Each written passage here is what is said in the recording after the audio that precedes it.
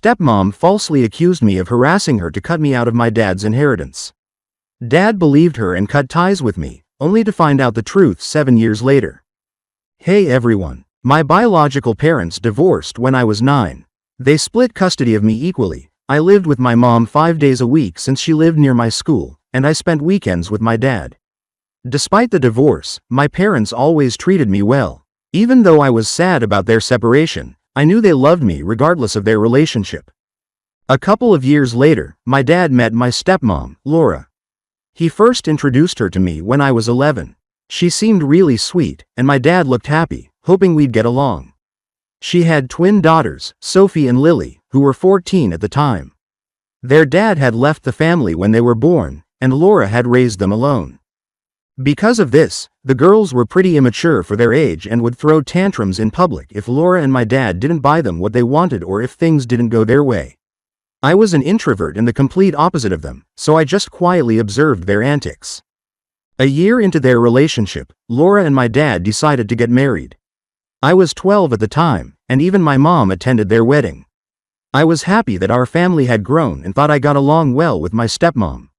But, as it turned out, my blissful ignorance only lasted a few months after their honeymoon. One morning, when we were alone, she told me she didn't like me and that we just needed to pretend to get along when my dad was around. She then said that when my dad wasn't around, I shouldn't bother her because she hated my face, which reminded her too much of my mom. My little heart broke from her cruel words. I didn't expect to hear something like that. I genuinely liked her and thought we'd have a good relationship. But alas, she didn't feel the same. Of course, the twins heard her words, and later they started bullying me, saying I didn't have a real dad and that my dad loved them more than me. I remember crying and telling my mom about it. She immediately called my dad and gave him an earful. My dad assured her that my stepmom would never say something like that to me and that I must have misunderstood her. The next weekend, when I went to my dad's, Laura looked irritated. She didn't say a word in front of my dad, but as soon as he left, she hissed at me that she'd make sure I'd lose my dad if I ever told my mom anything about her again. She also threatened to divorce my dad and take all his money, and if I didn't want to see my dad on the streets, I should keep my mouth shut. I was only 12, and I was scared for my dad, so I just nodded in agreement. From that day on, Laura made it her mission to make my life hell. I was a kid and thought I just had to endure it silently. When we were alone, she'd say mean things to me, and I'd stay quiet, praying she'd stop tormenting me. She mocked my height and weight, called me ugly. I hoped my dad would notice something, but he never did.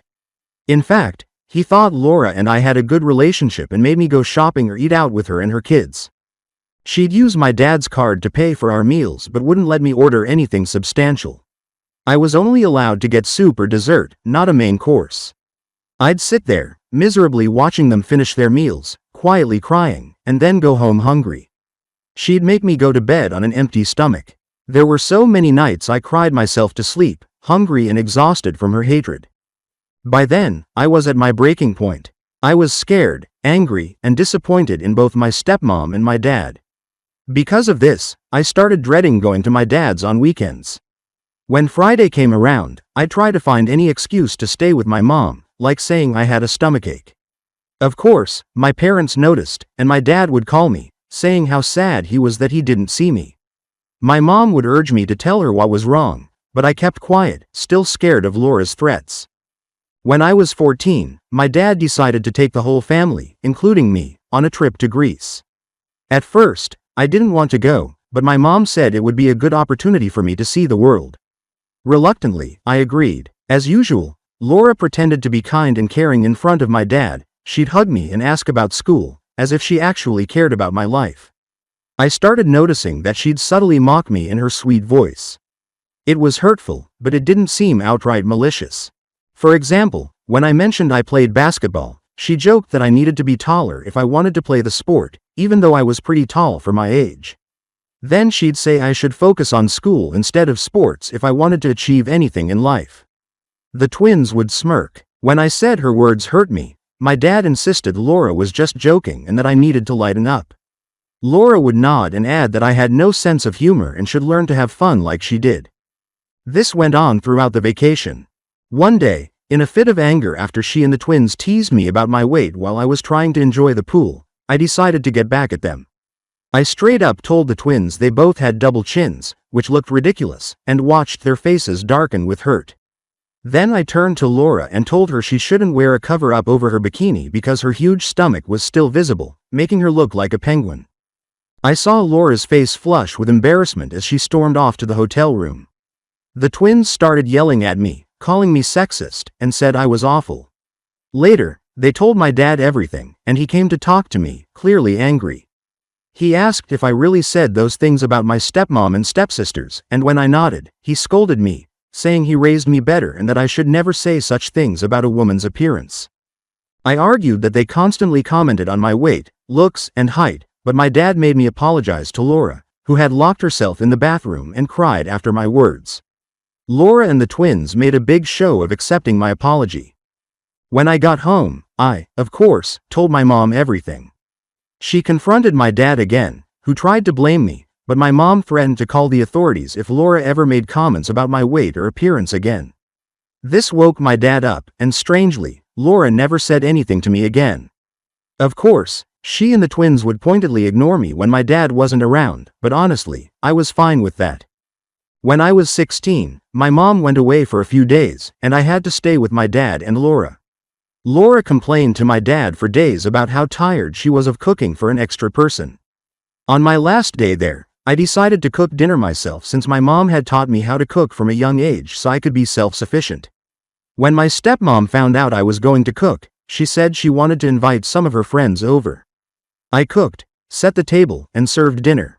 It seemed like everyone enjoyed the food, and I even got compliments. Later, my dad decided to do the dishes, and I went to my room. There, I overheard Laura and her friends talking loudly outside my window. Her friends said how lucky she was to have such a great husband and a beautiful home. When they mentioned how nice it was that I cooked for them, Laura immediately started complaining about how annoying I was and how much she hated seeing me. She told her friends she couldn't wait until I turned 18 so she wouldn't have to see me every weekend. When one of her friends again mentioned that I made a good impression, Laura said she actually expected me to fail and hoped I'd ruin the meal so she could laugh at me. This shocked me because I had tried to be polite to her, even though I knew she hated me. But it seemed she had already made up her mind and wasn't going to change it. Over time, her hatred for me only grew. During college, I'd sometimes visit my dad for a few days at his insistence, but even then, Laura would completely ignore me. She'd purposely plan family outings with just my dad and the twins, so I was often left home alone. Every time I slept in, it was my vacation, for heaven's sake. She'd yell at me, calling me a disgrace. She'd say I was lazy and inconsiderate if I left a mess, even though I always cleaned up after myself. I knew I was always respectful to her because my dad would have scolded me if I weren't. I was extremely polite to her, careful not to say or do anything that might upset her, but it still felt like I was doing something wrong. Plus, she had no respect for my personal space. She'd barge into my room loudly while I was sleeping to wake me up or walk in without knocking, which made me extremely uncomfortable. Sometimes she'd peek into my room or under my bed, and I had no idea what she was looking for.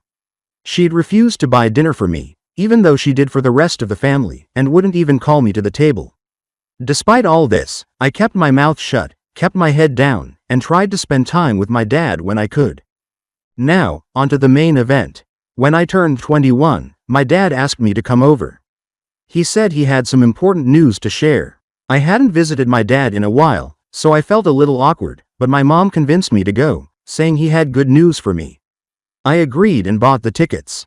When I arrived, my dad greeted me at the airport with a warm hug, and we drove to his place. I asked what he wanted to tell me, but he said he'd reveal everything at a family dinner. When we got there, I noticed the twins were home too. I hadn't seen them in a while. Sophie and Lily didn't even bother to look at me, and I ignored them too. That evening, at dinner, my dad started talking about how proud he was to have 3 amazing kids. He talked about how grateful he was for such a loving family and that he had some exciting news to share. The atmosphere seemed positive, and I couldn't help but feel a sense of anticipation. As my dad continued, he looked at each of us with a smile, including Laura, who had been giving me icy glares all day. My dad went on, saying he'd recently lost a friend to a heart attack. It was a wake-up call for him about how lucky he was to have all of us. He also mentioned he'd talked to a lawyer and drafted a will. When he said the word will, I noticed Laura and the twins immediately perked up. My dad continued, saying he'd thought everything through and decided to leave the house to my stepmom since she was his wife. Laura smiled proudly and kissed him on the cheek. My dad's house had 5 bedrooms, and if Laura decided to sell it, she could make a fortune. Then my dad said he'd decided to leave me his entire retirement account and his car. But my dad's car wasn't just any car, it was a vintage vehicle he'd poured a lot of money and time into. That car held a lot of sentimental value for both of us, as he often told me stories about his youth and the adventures he'd had with it. I sat there, processing this information, and realized that by leaving me the car, my dad was expressing his love for me. As my dad started talking about how proud he was to pass his car down to me, Laura's expression changed from pride to displeasure. She exchanged glances with the twins, who were equally upset. It was obvious that the prospect of me inheriting an expensive vintage car made them jealous and resentful. My dad, seemingly oblivious to the tension in the room, continued and said he'd leave the twins a joint bank account he shared with Laura. Laura was a stay-at-home mom, so all the money in the account was solely my dad's. He added that he wanted the money to be split equally between them. He assured them they'd have both money and a home to live comfortably and wouldn't have to worry if anything happened to him. I was completely fine with this arrangement. It seemed fair to everyone. However, the twins immediately expressed their dissatisfaction. They said they expected more and that my dad should have left them the retirement account too since I didn't need it. When my dad asked why they thought that, Laura started saying that as a man, I should find my own path in life, while they were women and would need more money for financial stability. My dad reminded Laura that he'd already set up college funds for her kids and now they'd get both the house and the bank account, so they had nothing to worry about. Laura kept insisting I didn't deserve that much money, but my dad firmly said his decision was final. I sat quietly, listening to their argument. Suddenly, out of nowhere, Laura burst into tears. My dad and I looked at her, concerned, and he said this was no reason to cry since everything had been divided fairly. Laura, sobbing, started saying she'd been silent all these years to protect the family but couldn't take it anymore. The room fell into an awkward silence, and my dad and I exchanged confused looks. Despite the tension, my dad gently asked Laura to share what was bothering her. Through her sobs, Laura started claiming that I'd had inappropriate intentions toward her for years but she'd kept it quiet to protect me. I was stunned by this accusation. Before I could process what was happening, Laura began elaborating on her false claims. She told my dad that after our trip to Greece, where we'd argued about weight and height, I'd started staring at her and trying to enter her bedroom uninvited. I froze in my seat as she continued fabricating a story about how I'd tried to barge into the bathroom every time she showered or got too close to her when we were alone. She told my dad that every weekend, my presence in the house scared her because she feared I'd do the same to the twins. I tried to defend myself, vehemently denying these baseless accusations and yelling at her for daring to make up such lies. But Laura kept sobbing, playing the victim. She said that as I grew older, I scared her more. One time, when we were alone, I'd allegedly tried to make a move on her. My eyes widened in shock, and my face went pale as I heard this serious accusation. My dad looked confused and concerned. His eyes darted between me and Laura, clearly unsure what to think. Laura continued spinning her lies, saying she'd suffered in silence for years, afraid to speak up to protect the family. I yelled at Laura, calling her a psychopath, because there was no way I'd ever looked at her inappropriately, let alone touched her. Laura screamed back, saying she wouldn't stay silent anymore and had to expose the monster, as she called me. The twins started yelling at me furiously, accusing me of making their mom go through all this. They called me names like rapist and pervert. My head was spinning, and it all felt like a nightmare. I couldn't believe how a pleasant evening had turned into a flood of wild accusations against me. I looked at my dad, hoping for support, but he stayed silent, clearly trying to process everything Laura had said. He asked her if what she was saying was true, and Laura nodded, claiming she'd never lied to him about his own son and that, as his wife, she deserved his trust. As I tried to defend myself, my dad asked her why she hadn't said anything sooner. Laura said she was afraid no one would believe her since I was a minor who'd allegedly tried to do something inappropriate. She claimed her words wouldn't have been taken seriously. She added that she'd endured it all in silence for the sake of the family. By this point, I was crying, begging my dad not to believe her. I could never have imagined Laura would stoop so low as to make up such horrible things, even after all those years of tormenting me. Unfortunately, Laura's manipulations destroyed my relationship with my dad, who seemed torn between trusting me or believing the woman he'd married. The twins, buying into their mom's story, supported Laura's false accusation and yelled at me to get out of their house. I yelled back that it was my dad's house and that they shouldn't believe their mom because it wasn't true. My dad sat silently. Then he looked at me and said I needed to leave the house until he figured things out. It felt like a punch to the gut to be rejected by my own dad, who believed his second wife over his son. Hurt, confused, and betrayed, I packed my things and left the house I'd once called home. I immediately flew back to my mom, who was shocked to see me at her door. When I told her everything, she was furious and ready to confront my stepmom, but I asked her not to because there was no guarantee how far Laura would go in her psychopathy. If she could make up such insane accusations just to get me out of my dad's house because she was upset about the inheritance, she could make up even more lies to ruin my life. I couldn't take that risk and decided to cut ties with my dad for good. If he chose to believe her, he didn't deserve to be part of my life. Later, my mom told me my dad had called her and said he was ashamed to have a son like me and that he wanted nothing more to do with me. My mom tried to defend me, but her words were ignored. She also faced backlash from my dad's side of the family, who believed Laura's story and said my mom had raised a pervert. I can't even imagine how painful it was for my mom to hear such things about her son. Clearly, the damage was done, and Laura had won. I wish I could say my life improved after cutting ties with them, but it didn't. Laura and the twins kept sending me a stream of abusive messages, threatening me to stay away from my dad. It got so bad that I had to change my phone number to get rid of them. Even after that, my life didn't get better because after what Laura did, I became afraid of being around women. I was scared I'd be falsely accused of something similar again, and it would ruin my career and life. I was afraid to date or be around anyone. Throughout all this, my mom stood by me and believed me. I went through a deep depression, and my mom flew out to stay with me for a couple of months to support me. Gradually, my mental health started to recover, and I began to live again. Eventually, I met an amazing woman named Elena, who brought light into my life. She completely changed my life, and my mom adores her too. My mom and Elena are everything to me, and thanks to them, I found purpose in life again. A week ago, I got a call from an unknown number. Thinking it might be Amazon, I answered. To my shock, I heard my dad's voice. I was stunned. His voice sounded older. I asked how he got my new number, since only a few family members knew it. But my dad dodged the question and asked how I was doing. I stayed silent, then told him not to bother me anymore because I had nothing to say to him.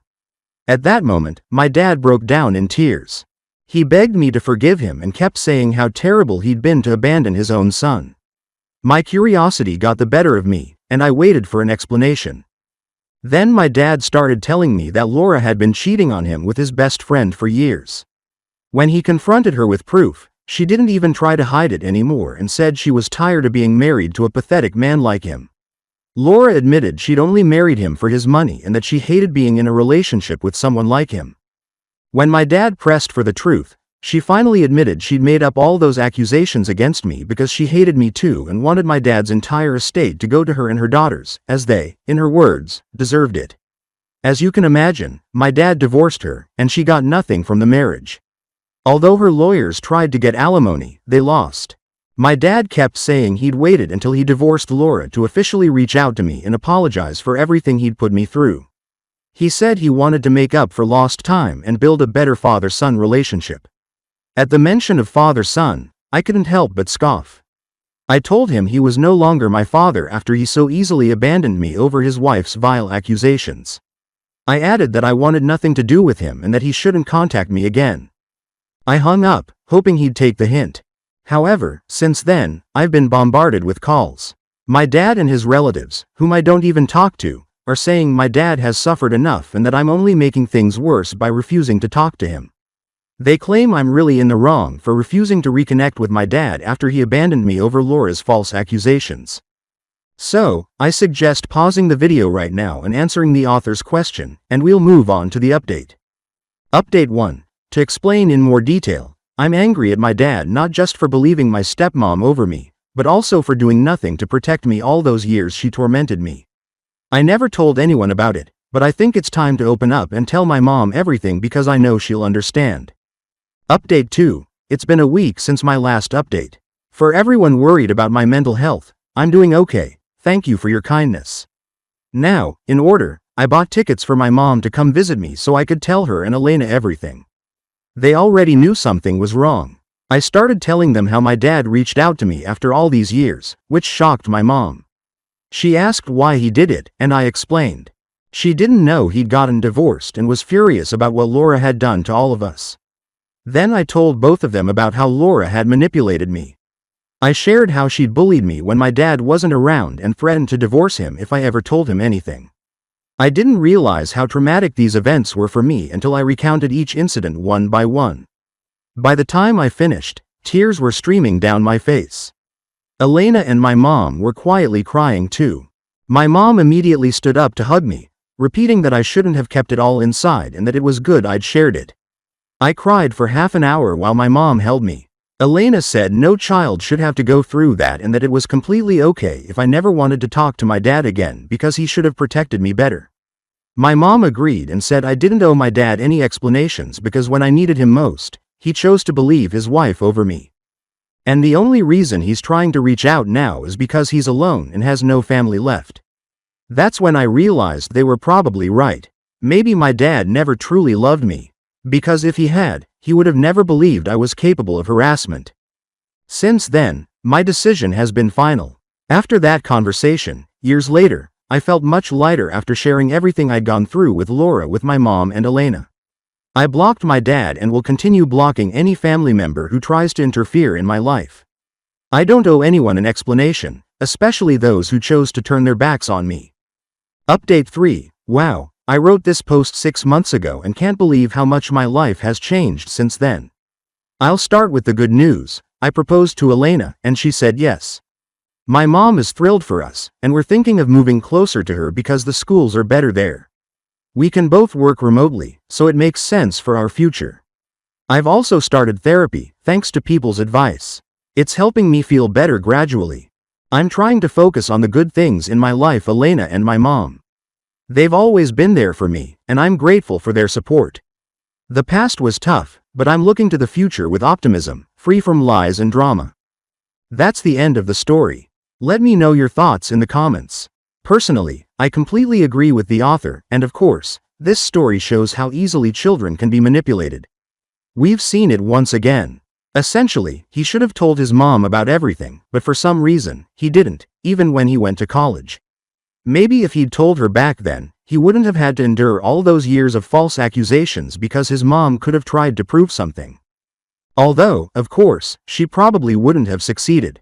I completely agree with the mom that the dad only called the author because he's alone. Everyone left him, and honestly, he deserved it because he didn't listen to or protect his own son. And, of course, how could he believe his wife, who made all this up, over his own son? It's just insane. Even the accusation that the mom raised a predator is complete nonsense. They had shared custody, so it's not like the dad has no responsibility. In the end, I hope the dad leaves the inheritance to the author. That would be the right thing to do because he's been through so much, and at least the money would help. Thanks for watching this video to the end. Check out our previous videos, which you'll find here, and good luck.